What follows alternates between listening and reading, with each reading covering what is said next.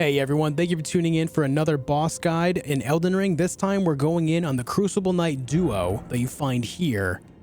Not there, but here, in Oritza Hero's Grave, which is just on the northeast side of Leyndell. There are two Crucible Knights in here, including a named one named Ordovis.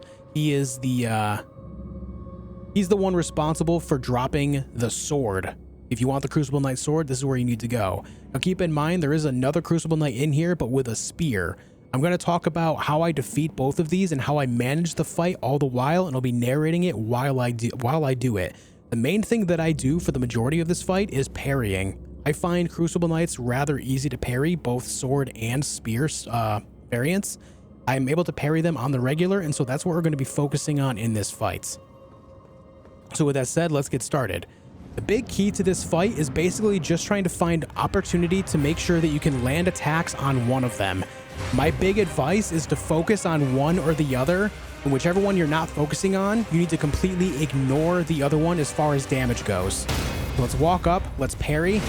I always take out the unnamed one with the spear first, and then I just basically move out of the way, reset, and wait for another window of opportunity to go in on the one with the spear. You'll see that Ordovis can be highly aggressive. He's definitely the more aggressive one out of the two. But as long as you can find a window to go in on the one with the, the spear, like so, you just parry him, stab him, back up. Now you can do this without parrying as well. You can. It's just this is my preferred method to do so, as it allows us to parry him, riposte, and when we are riposting, when we're stabbing him, we basically get some iframes so the other one cannot hurt us. You can see that as long as you watch the hands, never watch the weapons when you're parrying, always watch the hands. As soon as the hand starts going towards you, that's the moment that you parry. Outside of that, you just need to make sure you keep your distance, find the right moment to parry, hit him. Oh, I messed that up. I swung a little too soon. I panicked a little bit. And you just kind of go from there. Now, what I'm going to do is show how I do this same thing, but without parrying, as soon as I get this first Crucible Knight to half health, so it goes phase 2. When you do get the first Crucible Knight to half health, you're going to find it very difficult to parry them at that point because their moveset kind of changes. Specifically, the one with the spear will not really try to hit you with the spear too often at that point. So you want to make sure that you're able to, learn how to fight them by dodging as well. It's very important that you do so. It might go phase 2 here. Let's see how this goes. There's phase 2. Nope. Yep, there it is. Now, with phase 2, this Crucible Knight will start jumping around. It'll start throwing the spear at you. It'll do a diving attack on you. What you want to wait for is the diving attack. If you can hit them right after they dive at you, that's going to be your window of opportunity to land some damage. So let's focus on that idea. Here it comes. We roll backward. I run forward. I hit them a couple times. I back up. Now keep in mind when they go phase 2, they do gain new moves, including that the Crucible Horn there. And they can also throw the spear here. You just need to dodge to the side of that so it doesn't hit you. Never dodge projectile moves like that backward, as it increases the amount of hit frames. And from there, you just keep waiting for specifically the dive from the spear-wielding Crucible Knight. Whenever it does the dive, you're able to dodge backwards and then run at it, or you can actually dodge at the right moment to get behind it and land a couple attacks that way too. Another option for you. I'll show you what I mean on the next one when we have the opportunity to do so.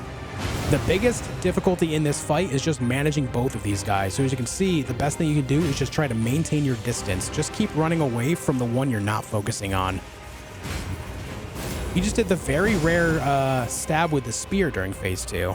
That's pretty rare. You might do it again here too. That's weird. We're just trying to wait out the dive. That's what we want here. Come on, do the dive, man. No? If you are close enough when they do this, you can actually run in for a quick attack there. Though you need to make sure that Ordovis is not ready to meet you with his sword. Unfortunately, I was a little bit close. Oh, that sword has a lot of range. Avoid that horn as it does a lot of damage. There's the rare spear strike. If Ordovis is at distance from you, you can actually land a quick attack there too. but I generally still just kind of prefer waiting for his dive move. You can see that this fight is mostly about patience. It is very much so a fight of endurance. You just have to outlast these guys. Focus on learning how to dodge their movesets. I do have another Crucible Knight guide that I put on my channel as well, so if you do need to check that out to learn how to dodge the sword moves, I would recommend checking that out too. That video will definitely highlight more so of how to fight Ordovis.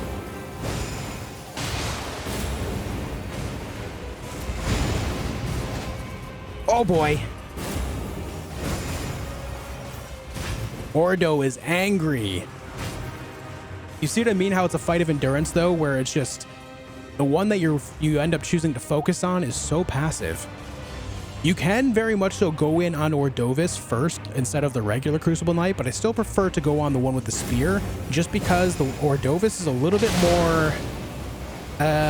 he requires a little bit more attention during his melee bouts. So we're just finding quick moments to strike where possible. I'm not able to swing there because Ordovis is hugging him.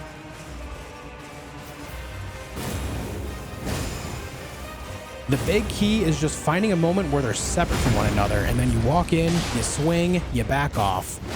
Don't get greedy. Do not get greedy. Greed will definitely finish you off quickly in this fight because Crucible Knights do not hit lightly.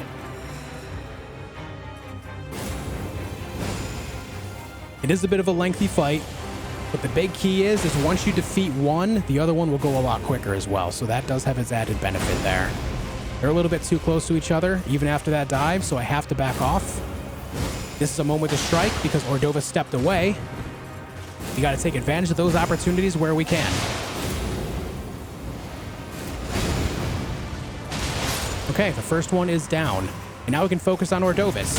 And you guys know me, when it comes to fighting the Crucible Knights, we just parry away. I'll get him to phase 2 and I'll show off a couple moments of where you can dodge his tail, as a lot of people do have a difficulty dodging the tail and then landing counterattacks.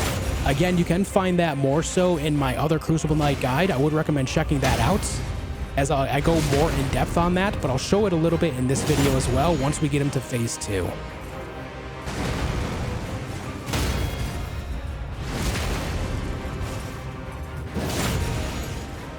We just keep the parries going.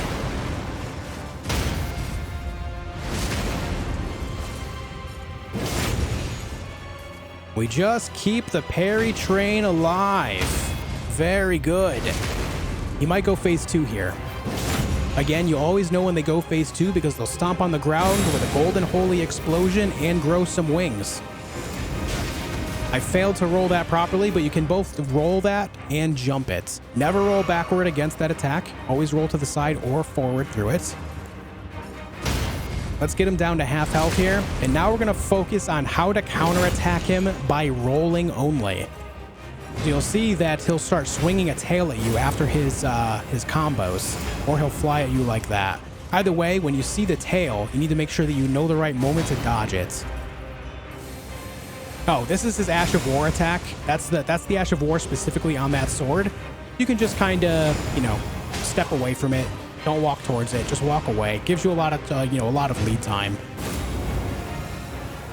Just step backwards away from it. Do not get hit. Do not get hit. We dodge his attacks. He swings the tail. We land a quick counter strike. We back off. It's slow, but it's still possible. Back away from the Ash of War. He's gonna fly at me now. He will do the tail attack after he flies sometimes too, and it does have the double swing, so keep that in mind. We dodge. We dodge. Stay away from that madness. Shield strike, maybe? Looks like a shield strike to me. No? Ash of War again. My dude, come on. Give me the tail. No? More wings? My dude, I need you to show me the tail so I can show how to counterattack again. Swing. Oh my god, he's very into the wings today.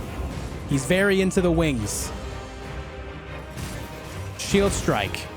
Tail strike. Counterattack. Back off. Tail strike. Dodge. Dodge. Dodge. Back up from the Ash of War. Stomp. Dodge. Tail strike. Counterattack. Jump. It's a bit like a dance. You just got to be very, very patient, very accurate with your dodges. We dodge. He wings it. We jump it. We walk towards him. He's going to do the double tail. If you get close enough after the double tail strike, just like that, you can land a good counterattack there too. So if he does fly and you don't get hit by it, try getting up on him like that. It's a good opportunity to land some extra damage in a very otherwise slow fight. You can also lure out a moment right there. If you're close enough during that sword slam, you can land a quick attack there too. So that one, I would say, only do that if you feel extremely comfortable. See, there's another moment to attack. There's the Ash of War. But now that we've seen his entire moveset, let's finish off Ordovis. We've had enough of him. It's time for him to go to sleep. We back up, let him recover. He's going to stomp. He's going to sword strike us, but he fails because we parried. We stab him again. Now again, you can do the whole dodge thing as well. You're not required to parry in this fight. It's just something that I find makes it a little bit easier is all. But it is completely possible to defeat him with only dodging as well. With that said, Ordovis and the other Crucible Knight are now dead. We have the Greatsword and the Crucible Axe sets. Very nice. Anyways, guys, I hope this video does help you. Thank you for tuning in for it. Thank you for leaving a like. Thank you for commenting. And thank you for subscribing. And I'll see you soon for more.